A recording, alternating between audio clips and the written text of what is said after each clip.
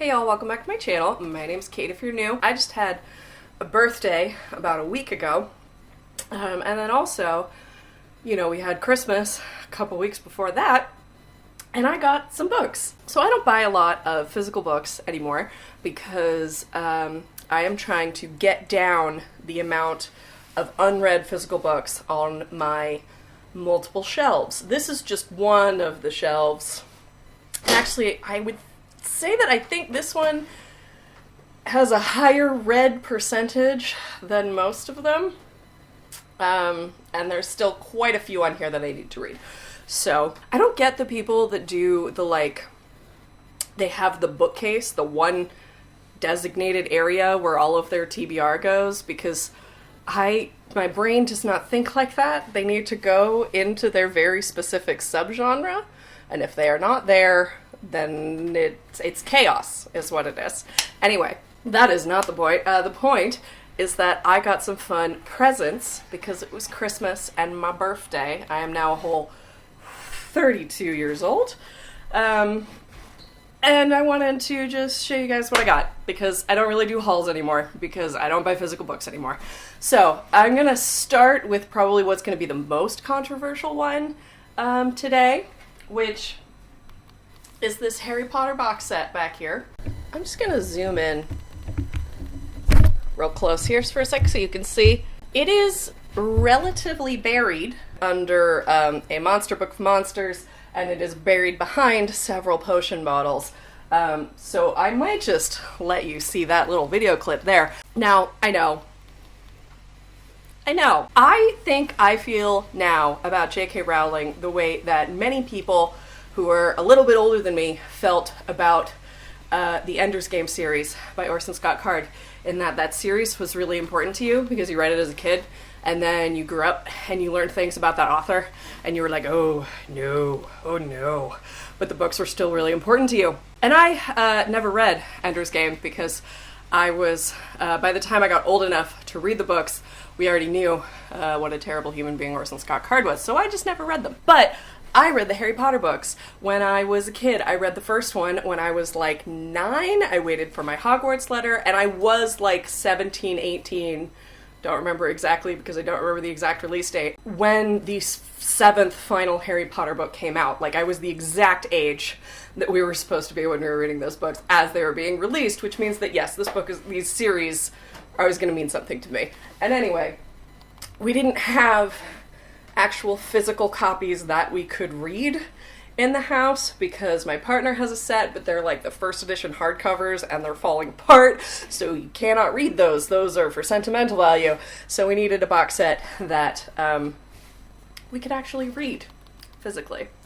So got the fancy one with the Hogwarts on the spine because I have been wanting that for like 3 years. I think I put it on my Christmas list for like 3 years, and finally someone got it for me. And now let's move on. This one is a little easier to get out. I also got a box set of the Victoria Schwab, V.E. Schwab Darker Shade of Magic, The Shades of Magic series. That's what it's called. I read these books about a year ago. I think I read all of them, I think, in 2019. And I got them all out of the library. And I really, really liked them. They were in my top 5 of the year. But I had gotten them all out of the library. So if I wanted to reread them, I needed to get a physical set. And I was very pleased when this box set finally came out, because for a while the 3rd book was just in hardcover. And now I have them all in a lovely collection. And isn't that just so pleasing? So these next ones are the ones that I got myself for Christmas, which was not really... I ordered them in like October, I think. And then because of a myriad of reasons, they did not ship and did not get to me until basically Christmas. But anyway, they weren't meant to be, but they ended up being my Christmas presents to myself. The first was Black Sun by Rebecca Rohnhorst. I'm so excited to read this book. Holy shit. I love Rebecca Rohnhorst. The thing is, I might need to wait a little bit until the second book is closer to being released, because I know once I finish this, I'm gonna want to read the next book. So yes, that's the question. Do I read it immediately, like I want to, or do I wait so that I can read both of them? The other book that I got is Cemetery Boys by Aiden Thomas. This is a queer urban fantasy, I believe, about a trans boy who's trying to prove that he is a real brujo, and he summons a ghost.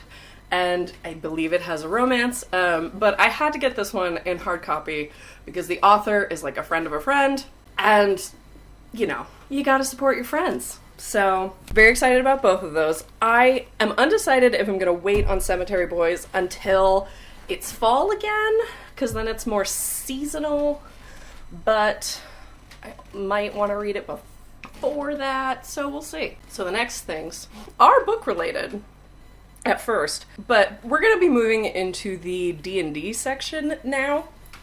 So if you have no interest in things that are D&D related, thank you so much for watching, and I'll see you next time. I completely understand. But if you do care, because I just have a sneaking suspicion that there is a large amount of overlap between the people interested in fantasy books and the people interested in D&D. So, let me show you what I got. It's so fun. I'll be right back. So, just in case my book people are sticking around a little bit, I will start with the books. So, the first and obvious D&D book that I received was my very own copy of the Standard Player's Handbook. I had been borrowing one from a friend, but, you know, theirs had kind of broken its spine and was kind of taped together in places, and you want your own. So, my brother very kindly got me both the Player's Handbook and the expansion, Xanathar's Guide to Everything, which is extremely helpful because it has many subclasses and additional names and information about druid wild shapes. And I am playing a druid in our current campaign, so this one is going to be very helpful. Those were for Christmas, and then for my birthday, I received Tasha's Cauldron of Everything from my partner, and it's so pretty. I haven't used it a ton yet, but it's so beautiful. It has the Artificer class in it, and I took a look at Artificer, and then I was just like, oh, that's a lot. And then I moved on. But I want to figure it out. It also has some very cool options for druids that I am hoping my DM will let me use. Because Tasha's is so new, my DM is like very hesitant about using stuff that's in it. But she did allow me to take a feat from it because I'm playing Variant Human.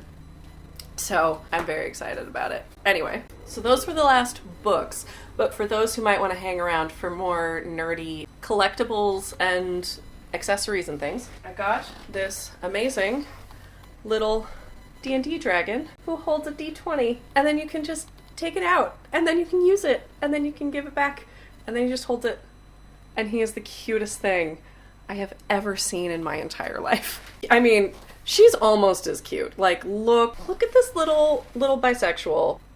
She has rainbow hair, and she's friends to all of the animals, and if that's a bisexual. She's purple. Come on. I love her. Her name's Rosie, and his name is Pounce. I didn't name them. They came with these names, and they're adorable. So I got some fun dice-related things.